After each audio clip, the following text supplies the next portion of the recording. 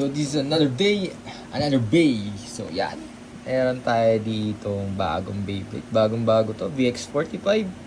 The Samurai Caliber 670M. So ito yung parang sobrang tangkad oh. Ayan oh. Yung M, merge bit ata tawag yan. Tapos 670 sa mga ano. Bagong release ni Takara Tomy to. So this is, and ito pala ay booster pack lang. So wala siyang winder and launcher.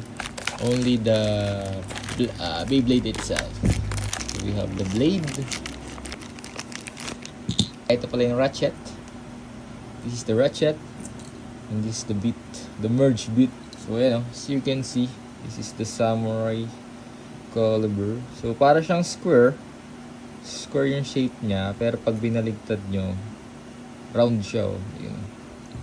So you can see round yung pinaka mold niya, pero yung design niya sa taas para siyang square. Yan. So Samurai Caliber with a 570. Ayan, 570 kabit natin.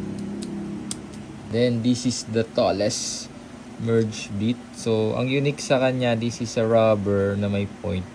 So good attacker to. So pag nilagay mo siya dito, para na siyang tower oh. Yes, you can see oh. Tangkad niya guys.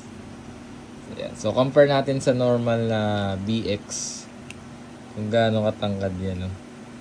Tingnan nyo naman. So this is parang tower siya oh. Boom boom boom boom. So ayan. So this is the VX45 Samurai Caliber in 570 in a merge bit. So ang tangkad niya. Weight nito, the bay itself is weighing 45.7. Ang weight nung bay itself is 36.1. 670. Yan, 670. 6.4 winning merge bit.